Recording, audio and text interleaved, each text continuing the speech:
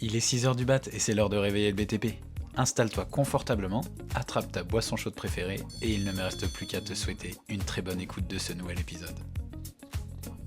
Bonjour à tous, on se retrouve pour un nouvel épisode. À l'occasion du Launch Day 2026 de Léonard, j'ai la chance de recevoir des fondateurs du programme Seed, des startups qui vont intégrer le programme Seed cette année. Et aujourd'hui, ce matin, je reçois Daouda, cofondateur d'Horizon. Salut Daouda. Salut, comment tu vas? Bah écoute, ça va très bien et toi en ce jour d'intégration du programme Seed chez Super, Léonard? très motivé, très content. Aujourd'hui, on va parler ensemble à la fois de ton entreprise, Horizon, on va parler de ce que vous faites pour le secteur, l'intérêt qu'a une solution comme la vôtre dans un contexte actuel d'évolution technologique, bien sûr, de traitement de la donnée.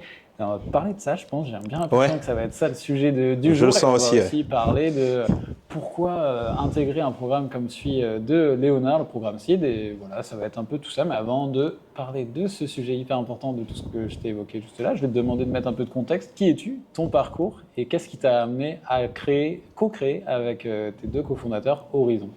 Alors, je m'appelle Daouda Dramé, donc j'ai 31 ans, je suis ingénieur en efficacité énergétique. Okay. Donc je suis passé par un parcours, je dirais, classique, bac S, prépa, déjà, important. Classe préparatoire pendant 2 ans et école d'ingénieur, donc l'ESSI et Paris pour la cité. Et par la suite, du coup, un diplôme en ingénierie, en efficacité énergétique et énergie renouvelable. Okay. Donc voilà, donc j'ai démarré, on va dire, par un parcours plutôt de consultant en énergie, toujours lié au bâtiment, ce qui m'a amené, on va dire, 8 ans plus tard à créer Horizon. Ok, et donc tu as rencontré tes cofondateurs à l'occasion de ces expériences ou est-ce que tu les avais déjà rencontrés à l'école? Comment ça s'est fait? Alors les deux, c'est une super question, c'est les deux. Raphaël, qui est notre CTO, donc le directeur technique, monsieur Iyar, je l'ai rencontré du coup à l'école. Donc on s'était un peu perdu de vue et on a repris contact il y a quelques temps. Je lui ai pitché le projet, je crois qu'il a rejoint la semaine d'après. Okay. Et il y a Razvan, qui est un de mes associés. On s'est connus chez Bureau Veritas, où on faisait du consulting en énergie, donc classique. Pareil, il a rejoint le mouvement en même temps que Raphaël. Ok, donc il y a eu une adhésion très vite de tes deux associés. Ça veut dire qu'il y a un pitch qui est plutôt bien rodé, une problématique qui est bien ciblée. Justement, si tu avais à nous présenter un peu la problématique que vous souhaitez résoudre, vous, chez Horizon, qu'est-ce qui t'a poussé à justement aller chercher ces deux cofondateurs, ces deux personnes, un IA et un plus consultant, pour t'accompagner dans cette création? Qu'est-ce que tu avais remarqué et pourquoi Horizon? Alors, Horizon, je vais le dire comme ça, de base, c'est une solution très égoïste. Okay. On essayait de régler notre propre problème, Razvan et moi, d'automatisation, d'audit énergétique, parce qu'on en avait beaucoup à l'époque. Donc, on est passé par du classique, fichier Excel, des macros, des automatisations, etc. Mais il y a une limite à tout ça, parce qu'on propose des préconisations à nos clients et elles ne sont jamais mises en pratique. Pour un truc tout bête, parce que la donnée finit dans des formats figés, donc des Excel, des PDF, etc. Et comme il y a du turnover chez les clients, généralement les conclusions et toutes les milliers d'euros de consulting dépensés ne servent quasiment à rien. Donc on s'est dit, on va essayer de créer un outil qui crée le pont entre les prestataires qui réalisent des missions d'audit technique, énergétique, etc., pour que ça puisse créer du coup de la valeur pour les gestionnaires d'actifs de patrimoine immobilier étendu notamment. Ok, donc c'est vraiment dédié à tous ceux qui possèdent du foncier, de l'immobilier. Tout à fait. Et du bâtiment au sens plutôt au sens propre, pas des gens qui vont construire, c'est pas sur du chantier, mais plus sur de la gestion d'actifs finalement. On est plutôt sur la gestion d'actifs, donc on est après la construction, on est sur des bâtiments déjà existants. On est très tertiaire chez Horizon, parce qu'on vient de ce monde-là, donc tertiaire au sens large, donc bureaux, entrepôts, bâtiments commerciaux, etc., etc. Donc le sujet, il est simple, c'est que pour prendre des décisions, il faut avoir les bonnes infos. Et j'ai l'impression que c'est commun à tous les domaines. Donc ça peut être dans le secteur de la santé, commerce, dans les finances. On ne prend pas de décision si on n'a pas les informations. Bizarrement, dans notre domaine, il y a beaucoup de personnes qui prennent des décisions sans avoir les bonnes infos. Et nous, on est là pour leur dire, écoutez les gars, si vous voulez être sûr de prendre la bonne décision pour l'acquisition, la vente ou on va dire la conservation d'un bâtiment, il faut prendre les décisions avec les informations fiables collectées sur le terrain. Et ça, ces données, elles sont collectées à la fois par les consultants, comme tu as pu être auparavant avant de créer ou par les gens directement, les clients? Les données, elles viennent d'où? Les deux. En fait, il y a deux viviers de données dans les bâtiments. On a le vivier documentaire, donc tous les rapports, les audits, les fichiers Excel qui traînent ou les archives papier qu'on peut retrouver encore dans les bâtiments. Donc ça, c'est un gros vivier de données qui est inexploité, parce que soit pas digitalisé, ou soit tout simplement on ne se rend pas compte de la valeur de ces données. Et on va voir le deuxième vivier, qui sont les données qu'on collecte sur le terrain. Et là, effectivement, ça peut être issu des consultants en énergie, des auditeurs énergétiques, des auditeurs techniques, qui, eux, font leur mission de manière classique, généralement encore malheureusement avec du papier Excel classique. Avec cette vocation à faire l'audit et après, il se passe rien. Il peut se passer les éléments que tu as évoqués auparavant. Tout à fait. Soit le client ou le consultant change et la personne chez le client change et du coup ce fichier il reste là. C'est ça. Et après quand on accumule les fichiers, on n'en fait plus grand chose. On n'en fait plus grand chose. Surtout que une bibliothèque où on a un peu peur d'ouvrir la porte quand on se demande ce qu'il va y avoir. Exactement, et surtout que la donnée ne communique pas. C'est-à-dire qu'il faut se rendre compte qu'un gestionnaire d'actifs qui gère 100 bâtiments doit gérer potentiellement 20-30 prestataires différents. Ouais. Parmi ces prestataires, on va avoir des profils complètement différents, des seniors, des juniors, etc. Et chacun collecte l'information comme il peut. Et du coup, on se retrouve avec des disparités de données, des niveaux de complétude assez bas. Et du coup, on ne peut pas prendre de bonnes décisions sans ces datas-là, quoi. Et en termes de décisions que vous aidez à prendre, vous avez ciblé j'imagine que tu ne peux pas non plus permettre de prendre toutes les décisions, évidemment. Pour un gestionnaire d'actifs, vous imaginez que vous en avez ciblé. C'est quoi le genre d'aide à la décision que vous apportez sur quel point stratégique d'un gestionnaire d'actifs, d'un bailleur, etc. Il y en a 4 domaines. Les sujets techniques, donc est-ce que je dois renouveler mes équipements techniques, etc. Sujet sécurité, donc lié à effectivement, est-ce qu'un équipement doit être renouvelé justement pour améliorer la sécurité d'un bâtiment. L'énergie, et je dirais notre point fort chez Horizon parce qu'on est tous les deux énergéticiens avec Razvan, et évidemment le sujet réglementaire. Parce qu'évidemment, si on ne prend pas soin des composants de notre bâtiment, donc un composant, ça peut être une fenêtre, ça peut être une chaudière ou un ballon d'eau chaude, en fait, on se rend compte que ça pose problème sur ces 4 volets. Donc c'est comment on arrive à partir de ces données à prendre de meilleures décisions sur ces 4 volets pour un gestionnaire d'actifs technique. J'insiste. Ouais. C'est vraiment le gestionnaire d'actifs techniques, c'était ma question. Donc là, on a vraiment dégrossi le trait sur Horizon, qu'est-ce que vous faites, qui sont à peu près les cibles de cette solution. Mais les clients finaux. Les clients finaux, qui sont-ils? Gestionnaire d'actifs techniques, ça peut être qui, par exemple? C'est très large. En fait, il y a 2 cibles aujourd'hui. On a les entreprises privées, donc qui ont beaucoup de fonciers, on les connaît, on ne va pas les citer, mais il y en a plein que vous connaissez. Et on va voir les foncières. Oui, bien sûr. Qui gèrent beaucoup de volume et de mètres carrés et qui, c'est typiquement leur business de valoriser du coup des actifs. Ça, c'est notre cœur de cible. Maintenant, pour atteindre ces clients-là, on ne peut pas aller les voir si on n'a pas collecté la donnée de leur patrimoine. Et c'est là, ça devient malin d'un point de vue business model chez Horizon. En fait, on passe par leurs prestataires de services. Donc, ça va être les consultants, mais ça va être surtout les sociétés, donc Facility Management, classiques qui vont aller collecter l'information au jour le jour sur les bâtiments de leurs clients. Ok, donc vous arrivez presque chez le client final, gestionnaire d'actifs, avec écoutez, j'ai déjà le...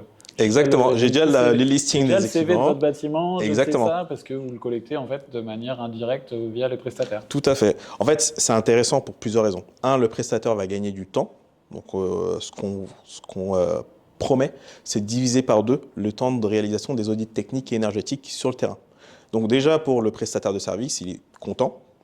Et derrière, lorsqu'il est satisfait et qu'il a assez collecté de données, c'est toujours intéressant d'aller voir le client en commun en disant « Écoutez, on a fait le CV de votre bâtiment, j'aime bien le terme, donc nous on appelle ça le carnet de santé, c'est pareil. Qu'est-ce qui va pas, quels sont les travaux à mettre en place ?» Et généralement, on arrive avec beaucoup de valeur chez le client et on arrive à convertir de cette manière-là. Et après, c'est un suivi qui se fait de manière... Enfin, tu as parlé d'automatisation, parce que c'est la clé, je pense, dans ce genre d'activité où la donnée change, la donnée évolue et la donnée n'est pas pérenne. Une donnée qui est un jour comme aujourd'hui et celle qui sera dans 15 jours, peut-être la donnée aura changé. Comment vous faites pour mettre à jour justement ce carnet de santé, cette compilation de données? Est-ce que c'est quelque chose qui est fait au jour le jour? Comment vous l'avez présenté? Alors, on a une application qui s'appelle Horizon Collect. C'est une application qui fonctionne sur tablette, en mobilité. où tu vas avoir typiquement des plans avec des pastilles et chaque pastille représente un composant. Et ces composants vont évoluer au fur et à mesure des rondes techniques que vont réaliser un facility manager classique. Donc un auditeur, un technicien va dire ok, j'ai un défaut, j'ai une anomalie, j'avais pas l'année d'installation de mon équipement. Au fur et à mesure, ils vont renseigner cette information et ça va aller alimenter des dashboards de fiabilité de données et de complétude de données côté client. Et lorsqu'on a un KPI qu'on a du mal à calculer, on va tout simplement récupérer en fait la liste des équipements manquants ou des informations manquantes et lancer une campagne en disant voilà, il manque 10 années d'installation sur mon parc immobilier, va me collecter cette information parce que moi, j'arrive pas à voir, j'en sais rien, ma trajectoire énergétique, j'en sais rien. Donc ça, c'est comment tu arrives à créer du lien entre celui qui est sur le terrain et celui qui prend la décision à la fin. Et ça permet aussi de faire, j'imagine, pour tes clients finaux, des arbitrages sur à la fois, surtout actuellement, on parle énormément de rénovation de bâtiments. Bien sûr. Je pense que tous ces gestionnaires d'actifs doivent être concernés par ce genre de problématiques. Tout à fait. La rénovation, elle passe d'abord par l'arbitrage entre des bonnes et des mauvaises données. C'est ça. Et d'avoir le bon diagnostic. Actuellement, c'est quoi le cas d'usage le plus concret que tu retrouves là dans le quotidien chez Horizon? C'est quoi ce que te demande la donnée, par exemple, ou l'élément qui est vraiment le plus, qui revient le plus chez ton client? Bien sûr. Alors aujourd'hui, il y a pas mal de lois qui pèsent aujourd'hui en France. Donc décret tertiaire, décret Bax, loi APR, loi LOM, etc., etc. En fait, c'est assez marrant, mais un équipement a un impact sur potentiellement ces 4 réglementations, ces 4 lois. On consolide le tout et ce qui est le plus demandé par nos clients, ce sont les plans pluriannuels de travaux. Comment on arrive à projeter dans le temps le renouvellement d'un équipement et quel est l'impact du renouvellement de cet équipement sur les 4 réglementations que je viens de te citer, par exemple. Donc c'est vraiment le plan de travaux qui intéresse nos clients parce que c'est bien de collecter de la donnée, c'est super. Mais à la fin, qu'est-ce qu'on en fait? Et généralement, moi j'appelle ça un peu le récipient final, parce qu'on va choper de la data, de l'énergie, de la donnée chaude, de la donnée froide, etc. Et à la fin, avoir un plan de travaux ou un plan d'action en fonction du persona qui permet de jalonner les dépenses qu'on va faire en lien avec le budget qui est disponible sur l'année. Il est vraiment là le point clé. Je pense qu'on arrive vraiment au fond du laboratoire. J'ai l'impression qu'on est sur un laboratoire depuis le début de cette discussion. Le bout du labo, c'est d'avoir les données et la compilation de tous ces éléments qui permettent de faire des arbitrages sur des budgets. C'est ça la clé quand on gère des actifs. On gère donc des actifs financiers, immobiliers. Et le but, c'est d'avoir le budget qui est bien réparti. Et ça permet justement de le répartir par pôle de travaux aussi. C'est ça, par pôle de travaux, par catégorie.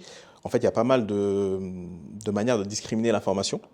Et ça, c'est très personnalisé chez Horizon. C'est-à-dire qu'en fait, si le client veut, on a des clients qui gèrent des entrepôts, ils veulent discriminer le nombre de kilowattheures associés à la livraison de palettes, par exemple, pour des entrepôts. Et ben ça, c'est des KPI très précis. Et nous, on est capable de les jalonner et de voir comment ce KPI va évoluer dans le temps par rapport aux travaux qui vont être entrepris dans le plan pluriannuel de travaux. Donc c'est très large et on s'est rendu compte, on standardisait beaucoup chez Horizon au début, parce qu'on s'est dit, bon, il y a pas mal de KPI communs, tout le monde les utilise. Et finalement, on s'est rendu compte que oui, effectivement, il y a pas mal de KPI standardisés. Il y a un socle qui ne bouge pas. Exact. Et par contre, il y a franchement des KPI, on n'aurait jamais pensé. Et c'est des nouvelles fonctionnalités qu'on a ajoutées qui permettent de créer des champs personnalisés, ce genre de choses, et qui permettent d'avoir une trajectoire en lien avec les objectifs sur le patrimoine. En plus, tu parlais d'un sujet important. Collecter la donnée, c'est une chose.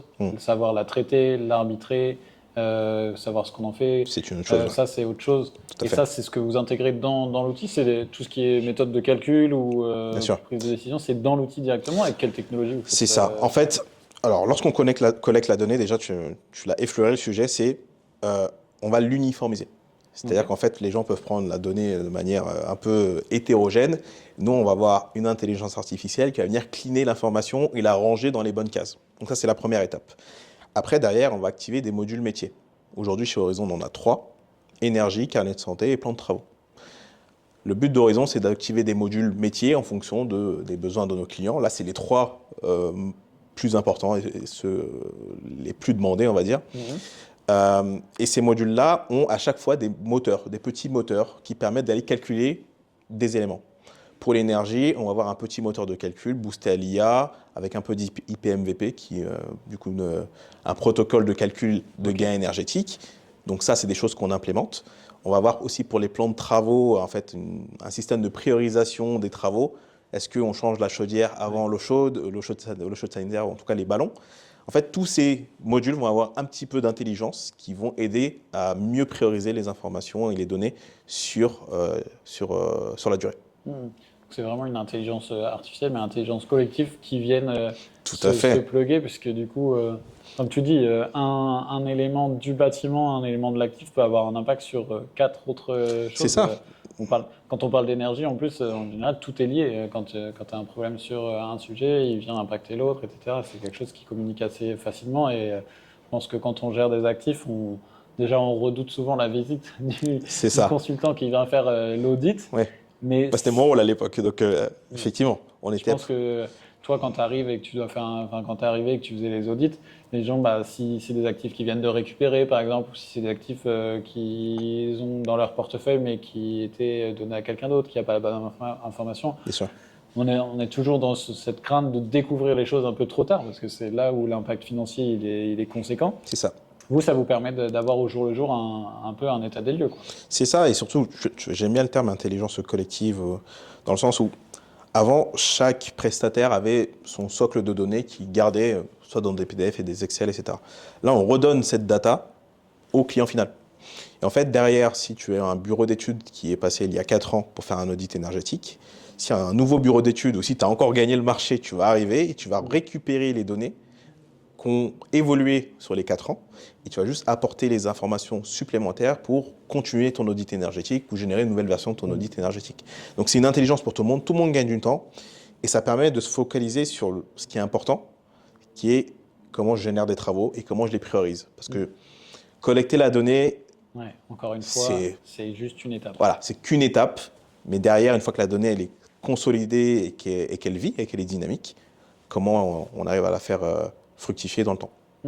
Et ça, après, c'est le rôle de ton client de réfléchir à comment la faire fructifier. C'est ça. Toi, tu apportes, j'imagine, quand même quelques conseils d'utilisation, enfin conseils d'arbitrage avec l'expérience que vous avez, et puis les données, et puis tous les cas concrets. Est-ce que, justement, en termes de cas concrets, est-ce que tu as un cas que tu as été voir chez un client récemment, où tu as parlé du kilowattheure par palette ou par personne, oui, effectivement. C'est intéressant. Si on revient sur des cibles plus liées au bâtiment, au foncier, est-ce que tu as par exemple des foncières ou des bailleurs sociaux? Je ne sais pas si c'est aussi vos cibles. Pas trop les bailleurs sociaux, mais effectivement. Mais des bailleurs, je pense qu'il y a pas mal de logements vacants ou même du public. Ça, je pense que on ne se rend pas compte de la tonne de foncier public qui est disponible et pas utilisé, où je pense que là, si on met vraiment le doigt sur la donnée qui est disponible, il doit en manquer pas mal. Ouais. Les cases ne doivent pas tout être remplis. Est-ce que tu as des cas vraiment précis si tu peux citer l'entreprise, mais au moins le secteur où tu as été pointé du doigt une donnée qui était vraiment vitale, je pense, pour l'actif. Je pense que, je peux peut-être les citer, oui, c'est RATP Real Estate. J'y pensais aussi, parce que je pense que c'est un des plus gros acteurs en termes de foncier. Effectivement. Et c'est marrant comment ils sont venus nous chercher, parce qu'ils lançaient une consultation d'audit énergétique. Okay. Donc on a réussi à mettre entre les mains des auditeurs énergétiques la solution. Et on leur a dit, juste laissez-les collecter la donnée dans le cadre de cette campagne, sans savoir ce que ça allait pouvoir générer sur leur parc immobilier. Concrètement, tout le monde a fait les audits énergétiques, quasiment 70 bâtiments avec la solution. Et c'est à ce moment-là qu'en fait, le client se rend compte de toutes les datas, les équipements, les éléments vétustes, etc. de leur parc immobilier. Ils n'avaient jamais eu cette cartographie de leur parc immobilier sur les 5-10 dernières années. Ou de manière dispersée dans plein de fichiers, etc. Lot par lot, ou un bâtiment. Exactement. Et rien qu'avec cette campagne qui était très focus sur un domaine, qui était l'énergie, en fait, ils ont découvert d'autres sujets. Parce que lorsque tu fais un audit énergétique, tu vas aller saisir des informations sur la vétusté de tes équipements. Et la vétusté des équipements, ça peut alimenter ton carnet de santé. Ça, c'est un cas d'usage classique. Donc, on est parti d'un audit énergétique et derrière, ça va devenir un schéma directeur immobilier, ça va devenir un programme pluriannuel de travaux, un programme de gros entretiens d'équipements, etc., sur la même base de données. C'est ça qui est beau. lorsqu'on collecte la donnée de manière hyper structurée. Donc le schéma directeur, c'est un des leviers. Ça peut être aussi des audits BACS, ça peut être aussi des audits IRVE. Il y a pas mal de demandes là-dessus. Toujours avec la même application. Notre application ne change pas de tête. Toujours la même, la donnée est toujours collectée de la même manière. C'est juste les usages métiers à la fin qui sont différents. Et ça, tout cet usage métier, vous allez pouvoir l'approfondir, faire en sorte qu'il grossisse aussi en termes d'écosystème, peut-être en termes de cible aussi, en intégrant le programme SEED aujourd'hui chez Vinci. C'était quoi l'ambition d'Horizon quand vous avez candidaté au programme SEED ou au programme d'accompagnement de Vinci Léonard? C'est continuer notre collaboration, parce que Vinci est déjà, Facilities est déjà utilisateur de notre solution, notamment pour faire des prises en charge, des audits techniques, etc. Et des audits énergétiques. Donc notre but, c'est accélérer aussi cette adhésion de la solution et créer un partenaire long terme qui vont régler les problèmes de leurs clients. En fait, c'est assez marrant. Soit on rentre avec Vinci Facilities et on va avoir des clients communs, ou soit ça peut être des clients que j'avais dans mon portefeuille et que je peux fournir aussi à Vinci Facilities. Donc, on s'apporte aussi des affaires, ça fait évoluer notre écosystème et surtout rejoindre ce programme SEED, ça nous permet en fait de challenger fortement notre logiciel. Donc je pense que Vinci n'a pas attendu qu'on rentre dans le programme pour nous challenger, mais là ça va être l'occasion de vraiment passer au peigne fin toutes les features, les fonctionnalités et les améliorations à venir sur l'application. Et puis d'avoir le regard d'un écosystème bien plus large que peut-être celui que vous aviez vous avez vu. Toi aujourd'hui, sur ce Launch Day, qu'est-ce qui t'a le plus marqué de cette matinée où tu as pu découvrir à la fois tes collègues sur le programme SEED, à la fois tout l'écosystème, des gens qui étaient déjà du programme? C'est quoi qui t'a le plus marqué Moi, ce qui m'a marqué, c'est que dans ce lancement, on est la seule boîte de software. Ce qui m'a fortement surpris. Donc moi, je suis très content, effectivement. Le reste, c'est des boîtes d'hardware. C'est des boîtes d'hardware. Moi, ça me plaît bien. Parce que travailler avec des boîtes qui font de l'hardware pour le compte, notamment de Vinci, dans le cadre de cette cohorte, en fait, moi, ça m'ouvre des opportunités là où nous, on ne va pas. Généralement, des installateurs de compteurs intelligents, ce genre de choses, on a ce genre de solutions. Aujourd'hui, on n'est pas capable d'aller sur ces métiers-là, mais on sait que via ces métiers-là et via ces solutions d'hardware, on est capable d'aller scaler chez des clients en commun. Je vais prendre un petit exemple. On travaille avec un bureau d'études qui aujourd'hui met des compteurs intelligents chez nos clients. Aujourd'hui, ils ont la donnée chaude, il leur manque la donnée froide, donc la donnée du terrain. Et en fait, l'apport d'affaires vient de ce partenaire-là. Donc les synergies, je sais qu'on va en avoir grâce à cet écosystème-là.